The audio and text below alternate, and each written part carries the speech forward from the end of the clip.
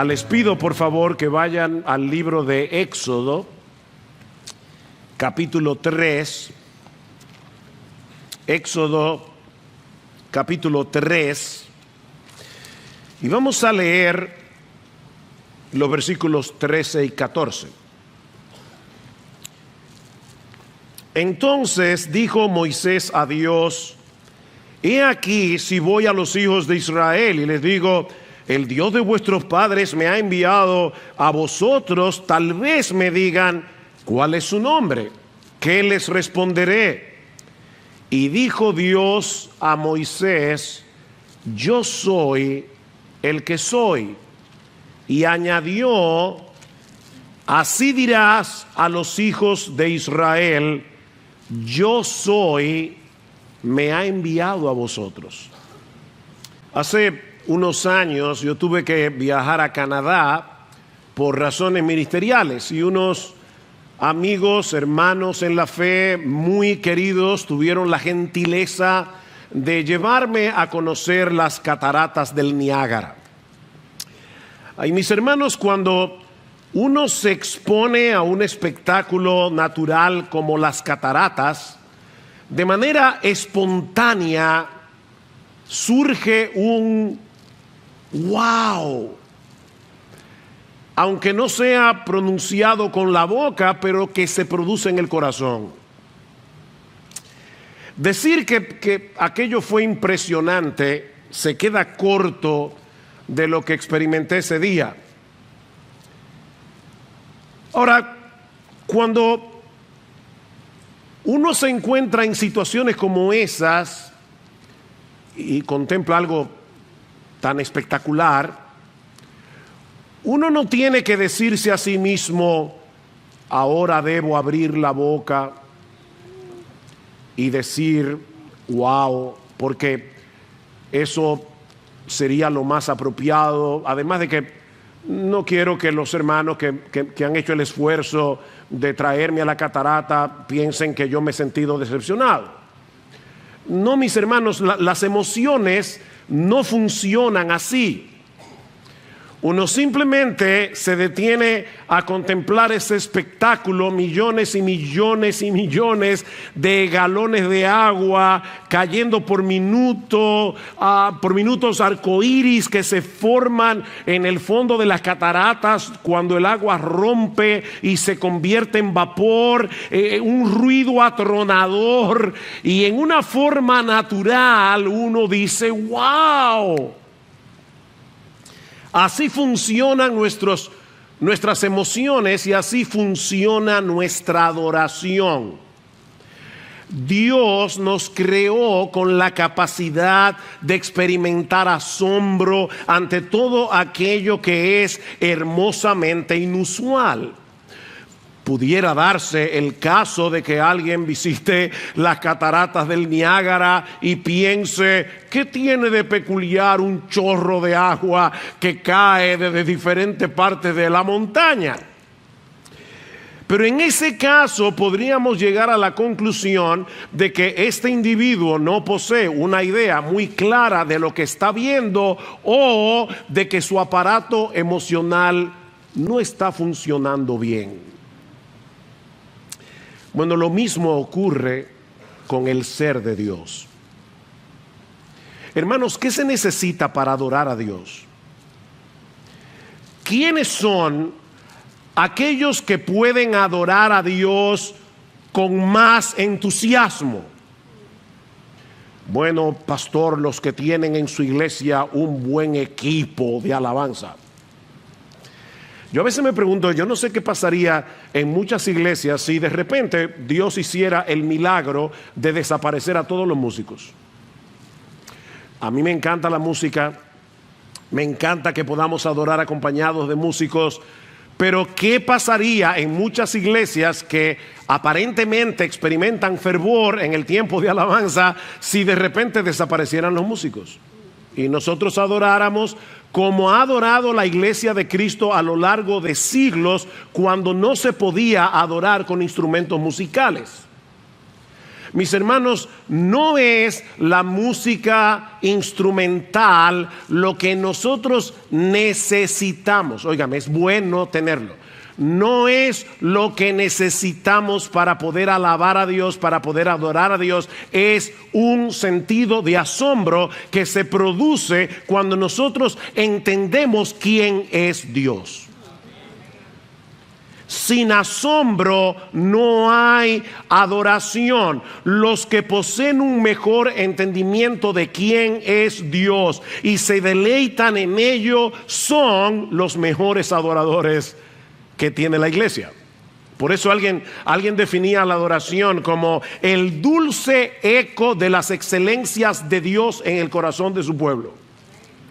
¿Qué es la adoración? Es el dulce eco de las excelencias de Dios en el corazón de su pueblo. Nuestro Dios es absolutamente inusual, porque no hay nadie como Él en toda la creación, nada que se le compare. Él es infinito en su ser, infinito en sus perfecciones, lleno de gloria, lleno de belleza, lleno de majestad, de modo que es imposible conocerle y contemplarle sin ser movidos a sobrecogernos y a proclamar y a querer expresar nuestra admiración.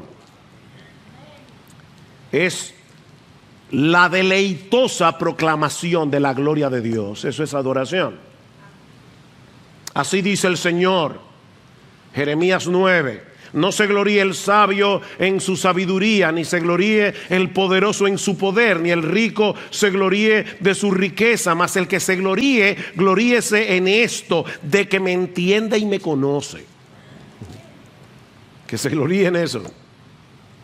Por supuesto, nuestra capacidad de entender a Dios es muy limitada. De hecho, el mismo Dios nos dice también en su palabra que su grandeza es inescrutable. Salmo 145. Ningún ser humano es capaz de comprender a Dios por completo. Y sin embargo, conocemos lo suficiente, dice el mismo Salmo 145, como para contar sus alabanzas a otras generaciones. Dice el salmista, en el glorioso esplendor de tu majestad meditaré. Y lo que yo espero que suceda en esta mañana, mis hermanos, lo que Él está adorando al Señor es que el Espíritu Santo tome su palabra predicada y aumente nuestra capacidad de asombro al considerar la doctrina de la simplicidad de Dios. Como parte de la serie que ya el pastor Salvador inició hace unos domingos atrás acerca de los atributos de Dios. Dios es simple. Lo que yo quiero, mis hermanos, lo que pretendo es que salgamos de aquí anonadados, sobrecogidos, al comprender un poco mejor quién es ese Dios que se nos revela en su palabra escrita y encarnada, y al que llamamos Padre, si es que hemos venido a Cristo en arrepentimiento y fe. Que nuestra capacidad waosística sea aún mayor al final de este mensaje. La simplicidad de Dios. Ese es uno de esos atributos que la iglesia de Cristo ha confesado a lo largo de los siglos, pero del que tristemente no se habla mucho en estos días en las iglesias, o incluso se ignora por completo. Es muy probable que muchos creyentes nunca en su vida hayan escuchado hablar de la simplicidad de Dios. Y que incluso algunos se sientan extrañados al escuchar que Dios es simple. No solo extrañados, ofendidos posiblemente con la declaración de que Dios no es un ser complejo. Dios es simple.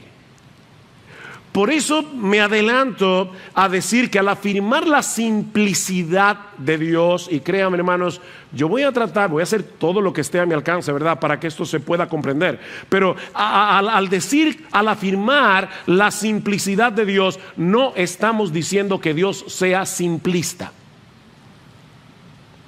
Hay una diferencia abismal entre una cosa y otra. Por ejemplo, el libro de Proverbios nos advierte que no podemos ser simples, ¿verdad? Una persona simple es una persona que no posee la capacidad ni la sabiduría necesaria para lidiar con asuntos complicados y para tomar buenas decisiones éticas, buenas decisiones morales. No podemos ser simples en ese sentido. Pero decir de Dios que Él no tiene esa capacidad sería un insulto. Entonces, ¿a qué nos referimos al hablar de la simplicidad de Dios? Bueno, veamos en primer lugar la simplicidad de Dios explicada, para luego ver la relevancia que tiene entender esto, la simplicidad de Dios aplicada. La simplicidad de Dios explicada. Al decir que Dios es simple, lo que estamos afirmando es que Él no está compuesto de partes. O para decirlo de otra manera, que todo lo que hay en Dios es Dios.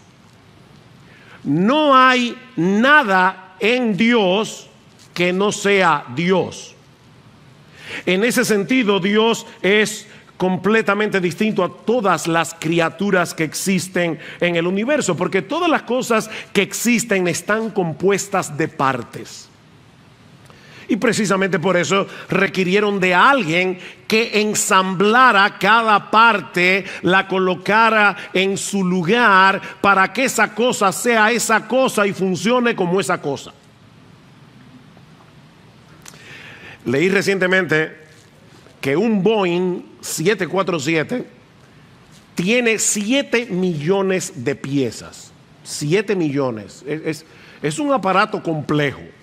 Y si una de esas piezas, por pequeña que sea, se daña, puede ser que el avión no pueda volar. De hecho, cuando estábamos ahora, hace poco, en la conferencia de Mujer Verdadera en la ciudad de Guadalajara, no pudimos volar el día que estaba pautado porque el avión tenía una pieza dañada y esa pieza no llegó a tiempo para que nosotros pudiéramos irnos en ese mismo día. Una pieza pequeña puede hacer que un avión no despegue de la pista. Pero Dios nunca tiene que cancelar nada.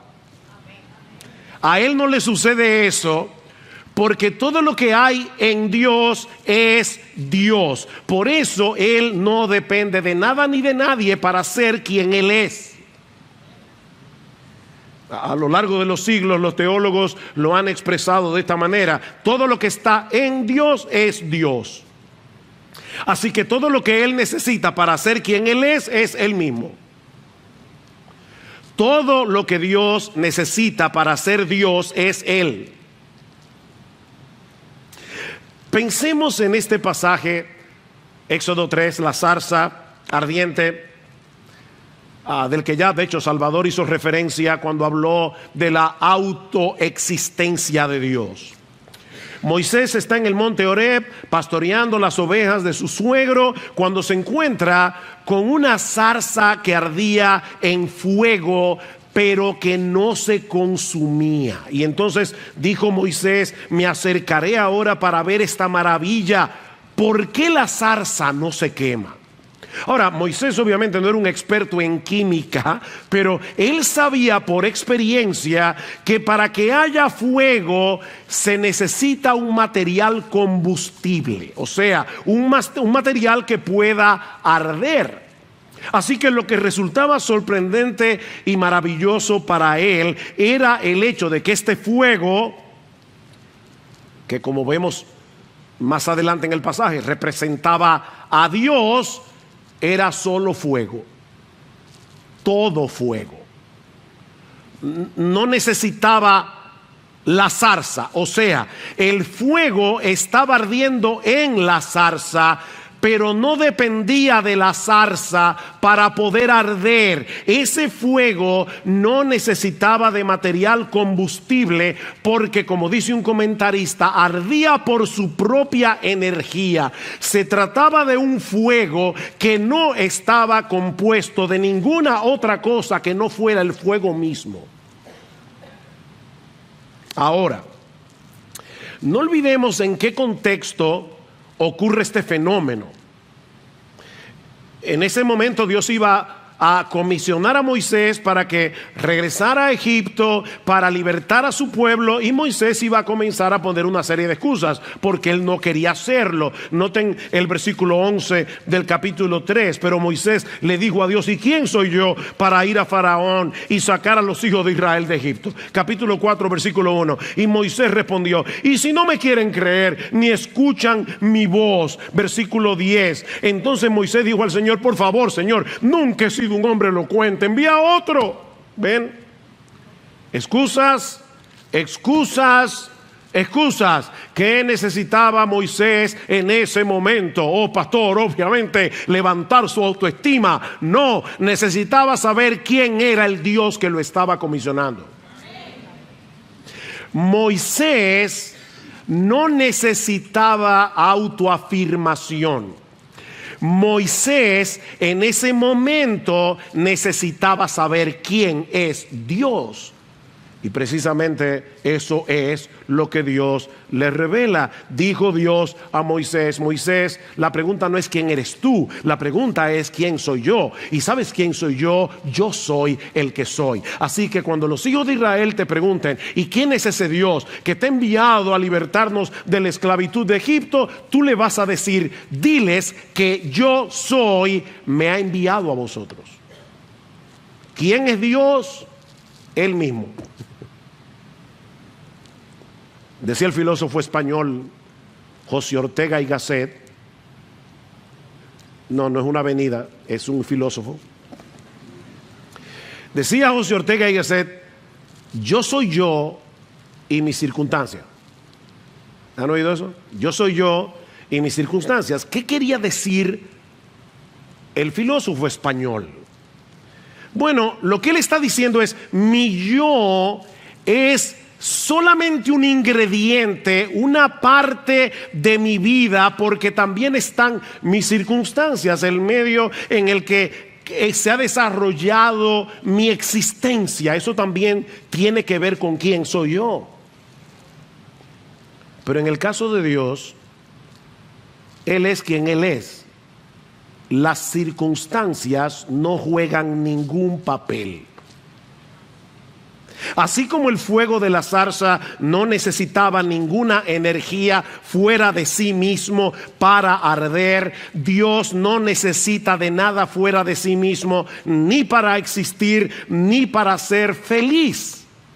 Y era ese Dios autosuficiente, absolutamente independiente, la fuente de todo ser y de toda vida, el que estaba enviando a Moisés a liberar al pueblo. Dios no necesitaba a Moisés para hacer su obra, pero todo lo que necesitaba Moisés era a Dios.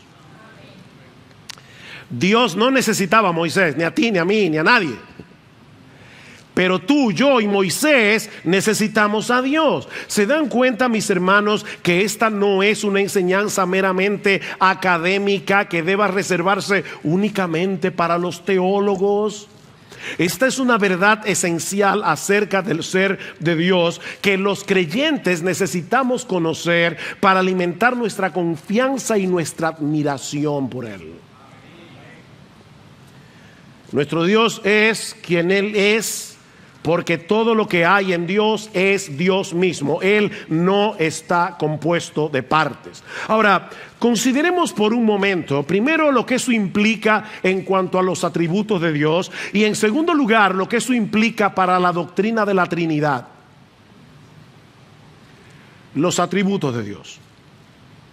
La Biblia dice que Dios es amor, santidad, justicia, bondad, omnipresente, omnipotente, omnisciente, eterno, inmutable y todo lo demás.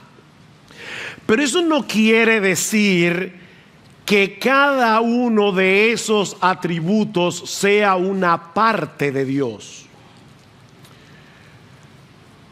Como si Dios estuviera compuesto de un 30% de amor, 20% de santidad, 20% de justicia, 30% de poder. Los atributos de Dios, y créanme hermanos, ténganme paciencia, ustedes van a entender en un momento por qué esto es tan importante. Los atributos de Dios no son una parte de su esencia, sino que la esencia simple de Dios es todo eso en sí misma: amor, bondad, santidad, justicia, omnipotencia, etc. Tal vez nos ayude a hacer una comparación aquí. Seguramente todos nosotros hemos conocido a personas que son sabias y a personas que no lo son. ¿Sí o no? Sí. Bueno, la sabiduría no es una parte esencial de nuestra humanidad. O sea, se puede ser humano y no tener ni una pizca de sabiduría. ¿Sí o no? Sí. Se puede carecer de bondad. Hitler era ser humano, y Stalin, y Lenin, y Pol Pot, y Mussolini. Eran seres humanos, porque la bondad no es un atributo esencial de la humanidad. Pero no en el caso de Dios. Él no puede perder ninguno de sus atributos, porque cada uno de ellos es parte de su esencia única y simple. Por eso es que la Biblia dice en 1 de Juan capítulo 4 versículo 8 que Dios es amor. Dios es amor. No es que Dios tiene la capacidad de amar, no es que Dios ama, no, es que la naturaleza misma, la esencia misma de Dios es amor. El amor realmente es Dios, y Él ha dado al hombre la capacidad, por ser hechos a la imagen y semejanza del Señor, de poder amar relativamente, pero Él es absolutamente amor. Él es luz. No es que Él tiene santidad, es que Él es la santidad. Y lo mismo podemos decir del resto de sus atributos. Por eso decía el teólogo Sinclair Ferguson que en última instancia Dios tiene un solo atributo: su divinidad. Uno solo. ¿Cuál es el único atributo de Dios? Que Él es Dios. Y Dios, en su esencia, es todo eso: amor, santidad, justicia, poder. Otro ejemplo que puede ayudar. Pensemos en un rayo de luz pasando por un prisma. Como probablemente ustedes saben, en 1666 el matemático y científico británico Isaac Newton descubrió que si un rayo de luz pasa a través de un prisma de vidrio, se dividía en los 7 colores del arco iris: rojo, naranja, amarillo, verde, azul, índigo y violeta. Ahora fíjense, esa luz blanca ya contiene dentro de sí todos esos colores, pero la identidad individual de cada uno de ellos no se hace visible hasta que pasa a través del prisma. El prisma separa los colores y nos permite apreciarlos, pero en realidad, no lo olviden, es un rayo de luz blanca. Bueno, mis hermanos, de la misma manera, cuando la gloriosa, majestuosa, hermosa, maravillosa esencia divina llega a nosotros a través del prisma de su palabra, a través de su revelación, nosotros podemos apreciar los diversos colores de esa esencia única de Dios. Y entonces vemos que Dios es amor, bondad, justicia, santidad, omnipresencia, omnisciencia, omnipotencia, inmutabilidad, eternidad, pero un solo rayo de luz. Por eso Agustín de Hipona hablaba de la simple multiplicidad de Dios. La simple multiplicidad de Dios. Necesitamos el prisma de las Escrituras para que ese potentísimo rayo de luz de la esencia divina pueda ser apreciado en diversos colores, porque de lo contrario, mis hermanos, nosotros no podríamos entender a Dios. Tú y yo no podemos entender cómo es posible que haya un ser simple, no lo entendemos. Por eso alguien decía, un teólogo que hizo su tesis, su PhD en la simplicidad de Dios, él decía, no hay una cosa más complicada que explicar la simplicidad de Dios. Eso rompe la cabeza de cualquiera. No podemos entender eso. Todos esos atributos son una parte esencial de su naturaleza. Es precisamente por eso, mis hermanos, que Dios es inmutable. Dios no cambia. Y otra vez nos ayuda a pensar en nosotros los seres humanos. Una persona puede en un momento dado comportarse con cierta bondad y en otro momento dado ser un mezquino. Nosotros no somos lineales. No siempre somos todo amor, toda bondad, toda compasión. Porque recuerden, la bondad no es una parte esencial de nuestra humanidad. Pero Dios no puede dejar de ser bueno. Es imposible. Si Dios dejara de ser bueno, se autodestruyera. Porque es que la esencia de Dios, la única que Él tiene, es bondad, es santidad, es amor, es justicia, es poder.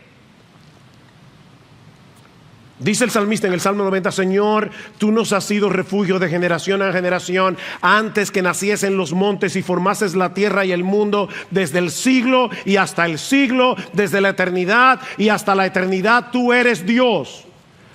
Tú eres en eterno presente, tú eres Dios. Él siempre es el mismo. Dios no puede ser menos de lo que es, ni tampoco más.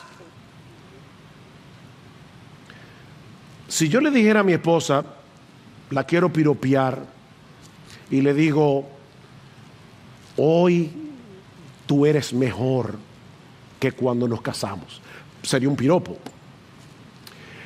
Si tú le dices a Dios que Él es hoy mejor que ayer, es un insulto. Ustedes no se han dado cuenta que a ningún salmista se le ocurre alabar a Dios y decir, wow, Señor, tú ahora eres mejor. Es que Dios no puede ser mejor de lo que Él es ya. Es imposible, porque Él ya es absolutamente bueno, absolutamente amoroso, absolutamente santo, absolutamente justo, absolutamente.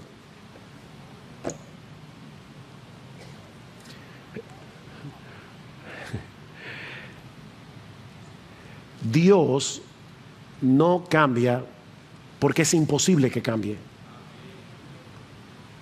Es imposible. Porque todo eso es su esencia. Pastor, ¿y qué de la Trinidad? ¿Cómo podemos congeniar la simplicidad de Dios con la Trinidad de Dios? Respuesta es precisamente porque Dios es simple que es trino. Dios no pudiera ser trino si no fuera simple. La Biblia enseña que la esencia única e indivisible de Dios, simplicidad, subsiste completamente en tres personas distintas: el Padre, el Hijo y el Espíritu Santo. El Padre es Dios, el Hijo es Dios, el Espíritu Santo es Dios, pero aún así no hay tres dioses, sino un solo Dios, porque los tres son una sola esencia. Si no fueran tres dioses. Pastor, de verdad yo eso no lo entiendo. Yo tampoco. Si tú y yo pudiéramos entender eso, seríamos Dios. Pero Él es más grande que tú y más grande que yo. Y qué bueno, porque si Él no fuera más grande que tú y más grande que yo, no pudiéramos escondernos bajo Él. Él es la roca eterna de los siglos.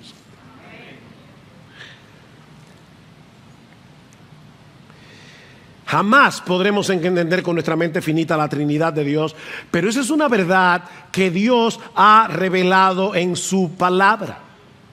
Ahora, eso no significa, y aquí es que viene la parte importante, que Dios está compuesto de tres partes llamadas Padre, Hijo y Espíritu Santo. Un tercio el Padre, un tercio el Hijo, un tercio el Espíritu Santo. Como si cada una de las personas de la Trinidad poseyera un tercio de la esencia divina. De hecho, una vez escuché a alguien lamentablemente decir que la Trinidad, eso es fácil, se puede comparar con el huevo.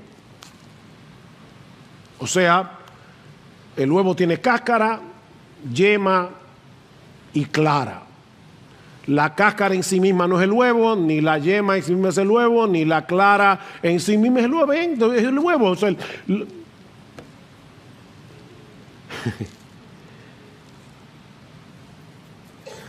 eso equivaldría a decir que cada persona de la Trinidad no es Dios en sí mismo. Es un tercio de Dios. Como si tuviéramos que sumar a las tres personas para tener la esencia completa de Dios. No, cuando hablamos de la Trinidad, lo que en realidad estamos diciendo es que cada una de las personas comparte igual y plenamente la esencia única y simple de la divinidad. Yo te dije que mi oración es asombrarte, que el Espíritu Santo te asombre. ¿De quién es Dios? No hay nada que se le compare. Nada.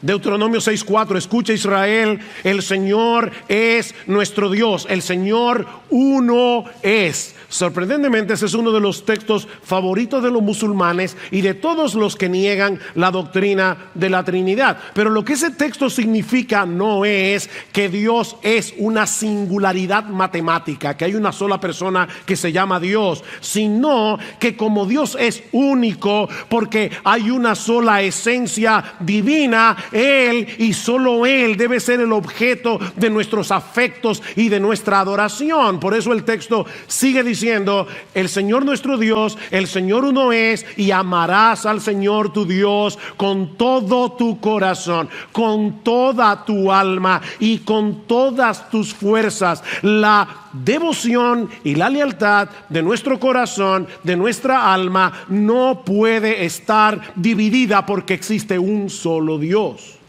Eso es lo que significa Deuteronomio. Sin embargo, es interesante notar que la palabra hebrea que se traduce como uno en Deuteronomio capítulo 6, Jehová nuestro Dios, el Señor uno es. Esa es la misma palabra que aparece en Génesis capítulo 2, versículo 24, para decir que en el matrimonio un hombre y una mujer, dos personas, en el matrimonio vienen a ser una sola carne. ¿Ven?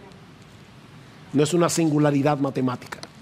Son dos personas que forman una sola carne. Bueno, en la Trinidad son tres personas que subsisten en la única y simple esencia de Dios. Así que Dios es uno y es tres, pero en dos sentidos diferentes. Él es uno en cuanto a su esencia, porque solo hay un Dios, no tres. Pero Él es tres con respecto a las personas, porque son el Padre, el Hijo y el Espíritu Santo. Repito, mis hermanos, eso es un misterio que no podemos comprender plenamente, pero es una doctrina revelada que debemos creer. Pastor, ¿y por qué eso es tan relevante? Bueno, ya hemos visto la doctrina de la simplicidad explicada. Vemos ahora la doctrina de la simplicidad aplicada. Y créame, tuve que debatirme en cuanto a cuántas aplicaciones traer. Voy a limitarme a 4. En primer lugar, porque nuestro Dios es un ser simple que no depende de nada ni de nadie para su existencia, para su felicidad. Podemos y debemos depender de Él en medio de cualquier necesidad y circunstancia. Nosotros somos muy débiles, somos muy necesitados. Cualquier cosa puede afectarnos de repente en una forma profunda y significativa, pero no a Dios. Nosotros necesitamos a Dios, tú necesitas a Dios, Él no necesita a nadie. Pero podemos confiar en Dios precisamente porque Él no necesita a nadie. Porque Él es simple. Como ustedes saben, el viernes 12 de mayo, mi esposa y yo participamos de una celebración que fue muy importante, de mucho gozo para nosotros. Lo más lejos que yo tenía es que ese día terminaría en la emergencia de un hospital en Louisville, Kentucky, con un fuertísimo dolor de espalda. Esa fue la celebración. Reflexionando después acerca de este incidente, yo decía, Señor, de verdad yo quiero tratar de entender, yo no necesito entender, pero yo quisiera como entender por qué pasó esto, qué tú me quieres enseñar. Y varias cosas vinieron a mi mente en ese momento. Por un lado, que en este mundo caído definitivamente no existe la perfecta felicidad. No existe. Por otro lado, que siempre debo estar profundamente agradecido con mi Señor y mi Salvador cuando estaba en el momento más agudo del dolor, estaba privado del dolor. Yo solo podía pensar, mi Señor Jesucristo se hizo hombre y Él decidió tomar ese lugar, ese dolor que es infinitamente superior a este, para que yo fuera salvo. Y eso de verdad produjo mucha gratitud en medio del dolor. Por otro lado, pensé definitivamente, solo Dios puede ser nuestra completa satisfacción. Pero otra de las enseñanzas que yo saqué ese día es que solo Dios merece la gloria por todos nuestros logros, porque nosotros somos demasiado frágiles. Solo Dios merece la gloria, pero qué bueno, mis hermanos, que dependemos de un Dios absolutamente autónomo, un Dios que no necesita de nada ni de nadie fuera de sí mismo para ser quien Él es y para ser absolutamente feliz. Dice en Isaías capítulo 49, porque yo soy Dios y no hay otro Dios y nada hay semejante a mí, que anuncio lo por venir desde el principio y desde la antigüedad, lo que aún no era hecho, que digo, mi consejo permanecerá y haré todo lo que yo quiero. Ni tú ni yo podemos decir, yo voy a hacer lo que yo quiero. Porque una cosita minúscula que no se ve te puede postrar en una cama. Pero no a Dios. Podemos y debemos depender en todo de ese Dios, porque Él hace todas las cosas según el designio de su voluntad. Como dice en Efesios 1:11, su voluntad prevalecerá, mis hermanos, porque Él no necesita buscar nada fuera de sí mismo para hacer lo que Él se ha propuesto hacer. En segundo lugar, porque Dios es un ser simple, debemos vivir con la conciencia. Debemos vivir con la conciencia de que Él está plenamente presente en todo lugar con todos sus atributos. Es un ser simple. La semana que viene me toca predicar sobre la omnipresencia de Dios. Ahora les adelanto que lo que eso significa no es, niños, Cuando Dios, la Biblia dice que Dios es omnipresente, lo que eso significa no es que Dios es grandote, grandote, grandote, tan grandote que Él llena todo el espacio. No. Lo que eso significa es que todo Dios está en todo lugar al mismo tiempo. Porque Él es una sola esencia. Todo Dios está en todo lugar. Salmo 139, delante y detrás me rodeaste y sobre mí pusiste tu mano. Tal conocimiento es demasiado maravilloso para mí. Alto es, no lo puedo comprender. ¿A dónde me iré de tu espíritu y a dónde huiré de tu presencia? ¿Sabe lo que dice el texto hebreo? ¿A dónde huiré de tu cara? Dice el texto hebreo. Estamos todo el tiempo en la cara de Dios. Ahora mismo puede ser que una hormiga esté pasando por aquí debajo, atrás, y yo ni cuenta me estoy dando de eso, porque yo tengo que poner mi cara ahí para poder verlo. Pero nosotros estamos todo el tiempo en la cara de Dios, porque Él es un ser simple. Si subiera a los cielos, allí estás tú, todo tú. Y si en el Seol hiciere mi estrado, he aquí, allí estás tú, todo tú.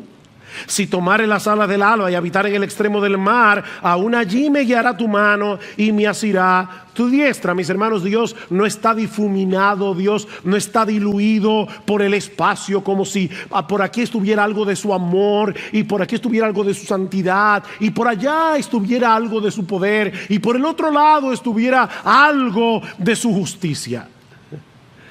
Todo Dios en todo lugar al mismo tiempo. Si eso no te asombra, yo no sé cómo asombrarte. Dicen Joel Beeke y Paul Smalley, vivimos constantemente en la presencia del Dios infinito, eterno e inmutable, de sabiduría, poder, justicia y amor. Lo que eso quiere decir en la práctica es que debemos vivir en temor reverente, confianza y esperanza todo a la vez. Temor reverente, confianza, esperanza, porque Él está plenamente presente en todo lugar con todos sus atributos. Mis hermanos, debemos suplicarle a Dios en oración que nos ayude a estar conscientes de esta realidad.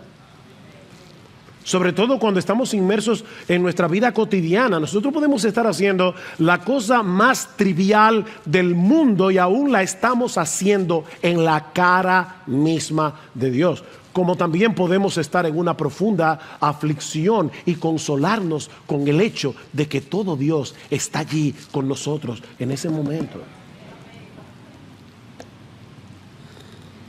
En tercer lugar, porque nuestro Dios es un Dios simple, en dependencia del Espíritu Santo, debemos cultivar todas las virtudes que nos hacen semejantes a su carácter. Todas las virtudes.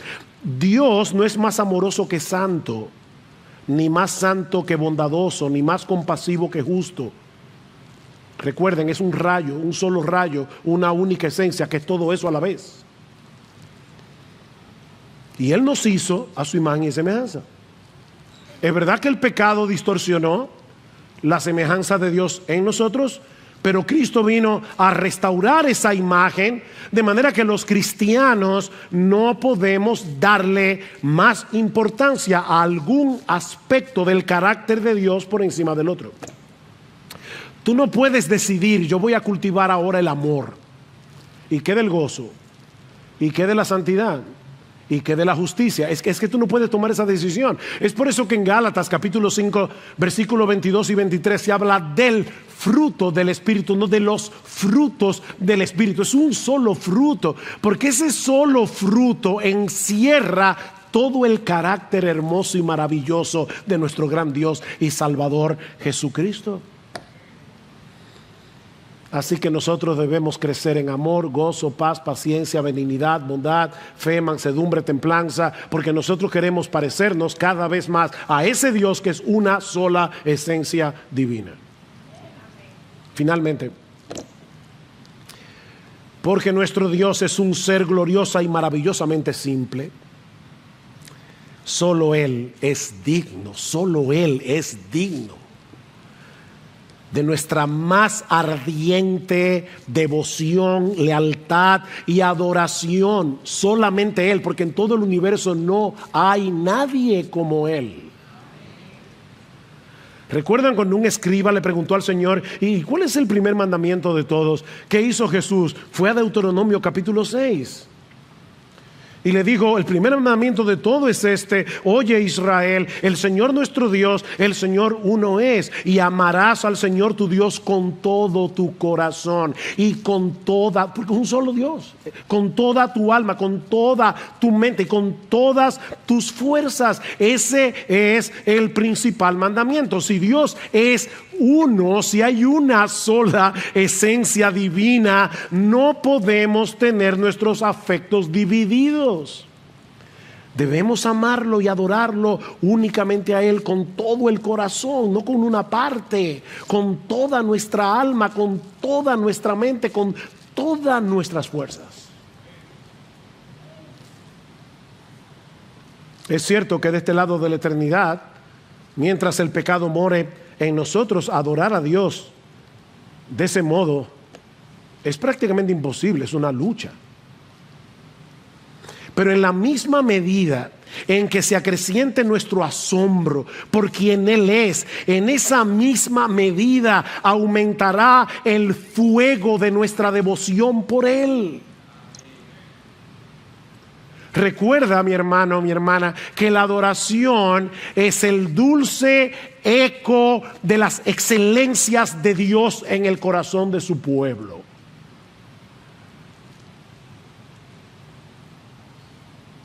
Mira, si pararse a contemplar las cataratas del Niágara o el cañón del Colorado puede llevarnos a sobrecogernos de asombro y llevarnos a decir, wow, no existe nada ni nadie en el mundo que deba producir en nosotros un asombro mayor, un deleite mayor que ese glorioso Dios eterno, santo, justo, inmutable, sabio y bondadoso, al que los creyentes le llaman Padre por causa de nuestra unión con su Hijo.